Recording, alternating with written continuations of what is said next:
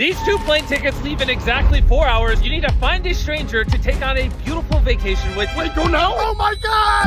This might be the craziest question ever. Would you be interested in coming to বালি যেতে পছন্দ করবে? না। হ্যাঁ একটু শোনো না, তুমি কি আমার সাথে বালি যাবে? না। আমার একজনকে চাই যে আমার সাথে বালি যাবে। ফ্লাইটের আর কয়েক ঘন্টাই মাত্র বাকি আছে। আমার এখন তুমি কি test আমার সাথে আছে। একটা ভ্যাকেশনে যাবে?